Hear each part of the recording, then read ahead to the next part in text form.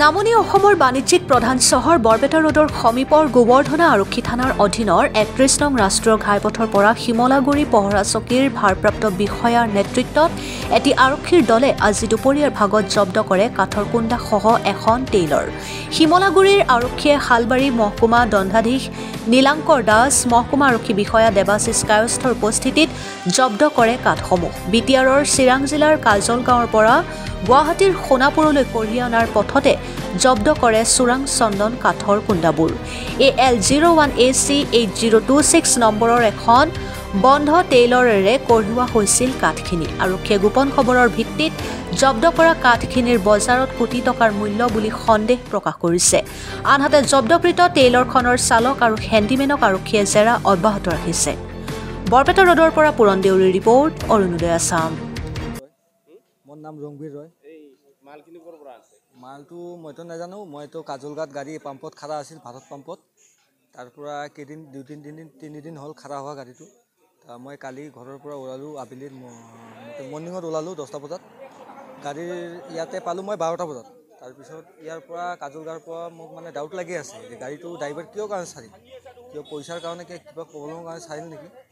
তাৰপিছত মই আহিলোঁ, এইটো মানে ডাউট লাগি আছে, কনফাৰ্ম কৰি আছে। তাৰপিছত ইয়াতে অহাৰ লগে লগে মোক প্ৰশাসনে এইটো সোণাপুৰৰ কথা ক'ল। এইটো নাজানো মই, একো নাই। মোকতো মালিকে পঠাইছে বিহাৰ, চন্দন নামটো জানো, কিন্তু টাইটেলটো নাজানো। ঘৰটো হ'ল বিহাৰ, তাৰ ঘৰটো বিহাৰ। সেইটো মই এতিয়াহে জানিলোঁ চেগুন কাঠ বুলি, মই নাজানো ছাৰ। না মালিকৰ নামটো চন্দন কিবা লিখে। কাঠটোৰ নাম কি? কাঠটো চেগুন কৈ আছে। ডুপ্লিকেট নে অৰিজিনেল এইটো নাজানো ছাৰ। মই ড্ৰাইভাৰ বোলে পলাইছে, মইতো নাজানো যে কিহৰ কাৰণে পলাইছে নাপাইছে। মোকতো কল খালি যে আপোনাৰ সোণাপুৰটো পहुঁচাই দিব লাগে গাড়ীটো। মই সোণাপুৰ পहुঁচাই ঘৰত গ'লোঁ হয়। ড্ৰাইভাৰ পলাইছে নে কি এইটো নাজানো। 3 দিন বহি আছে পাম্পত। তাৰপৰা মোক ঘৰত ফোন কৰি মই ঘৰৰ পৰা আহিলোঁ কালি। ইতিমধ্যে আমি গম পাইছিলোঁ কি এটা নাগালেণ্ড ৰেজিষ্ট্ৰেশ্যন ট্ৰেইলাৰে কিবা ইলিগেল বস্তু স্মাগলিং কৰি বুলি মানে আমাৰ কাজলগাঁও ফালৰ পৰা এইফালে লৈ যাব আছিলে। ত' আমাৰ SDPSৰে এইটো চিজ কৰিছিলে যোৱাকালি ৰাতি। সেইমতে মই ইনফৰ্মেশ্যন পালোঁ আজি, আৰু এইটো খুলিবলৈ যিহেতু মেজিষ্ট্ৰেশ্যন দৰকাৰ হয় সেইকাৰণে মই আহিছোঁ। আৰু এইটো ইতিমধ্যে আপোনাৰ সন্মুখতে আছে কি আছিলে এইটো আমি ছাছপেক্ট কৰিছোঁ চন্দন কাঠ নহ'লে আমাৰ সেগুন কাঠ হ'ব। চ' এইটো আমি এতিয়া যি প্ৰচিডিঅ'ৰ ফ'ল' কৰিব লাগে সেইখিনি কৰি আমি এইটো চিজ কৰি লওঁ। এইটো আমি ড্ৰাইভাৰক সোধা মতে ড্ৰাইভাৰে ট্ৰাকটো কাজলগাঁৱৰ পৰা উঠাইছে। কাজলগাঁও চিৰাং ডিষ্ট্ৰিক্টৰ পৰা মালটো এইটো আমাৰ আপাৰ আছামৰ ফালে যোৱা কথা এনেকৈ ড্ৰাইভাৰজনে কৈছে। গাড়ী কাগজ নাছিলে, গাড়ী একোৱে নাছিলে। চ' আমি সেই মানে ইনফৰ্মেশ্যনটো পাই গাড়ীটো চিজ কৰা হ'ল। চ' এইখিনি আৰু এইটো মানে এতিয়া আমি গম নাপাওঁ কিমান কোটি হয়, কিন্তু এতিয়া আমাৰ পুলিচ ডিপাৰ্টমেণ্টে যি কৰে আৰু লগতে যি প্ৰচিডিউৰেল যেনেকৈ কৰিব লাগে সেইকাৰণে পুলিচে কৰিব। আৰু এইটো ছাছপেক্ট কৰা মতে চন্দন হ'ব পাৰে, চালকাটো হ'ব পাৰে, চন্দনো হ'ব পাৰে। মানে আমি এতিয়াও ভালকৈ এইটো মানে যোন জানে, মই একচুৱেলি এইটো ইমান ভালকৈ নাজানো কি কাঠ হয়। তদন্ত কৰাৰ পিছত আপুনি এইটো মানে আমি ক'ব পাৰিম।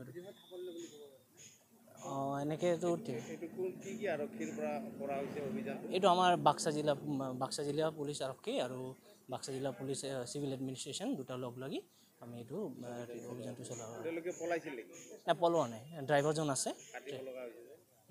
কাটিব লগা হৈছে মানে যিহেতু আমি কল কৰিছিলোঁ গাড়ী মালিকক চাবিটো দিবলৈ। চ' চাবিটো মানে আমি উপলব্ধ কৰিব পৰা নাই চাবি, সেইকাৰণে কাটিব লগা হ'ল। বাহিৰৰ পৰা মানে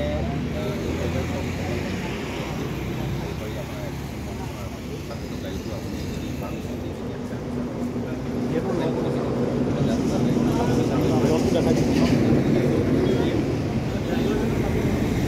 ড্ৰাইভাৰজন আছে।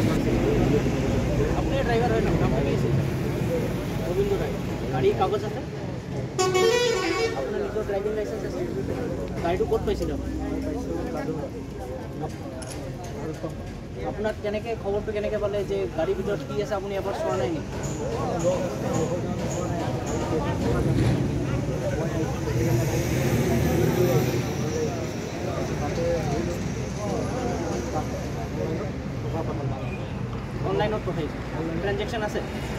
পাছত তাৰ লগত আছে মানে পাই যাম ন এইটো ট্ৰেঞ্জেকশ্যন কোনে পঠাইছে আপোনাক টকা ঠিক আছে তাৰপিছত তাৰ তেল ভৰালোঁ তেল ভৰাই দিলি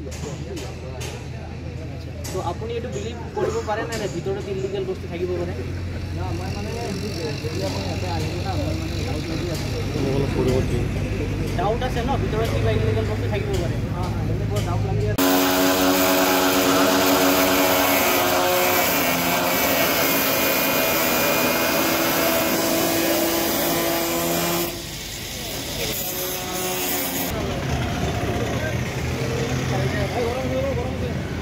গৰম আছে চাব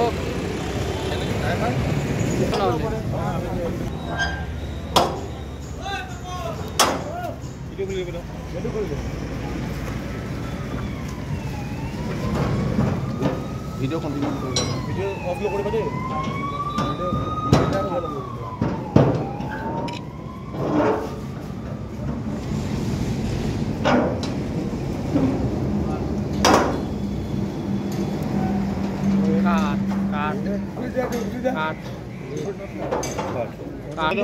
বস্তা বস্তা থোৱা হাতাটো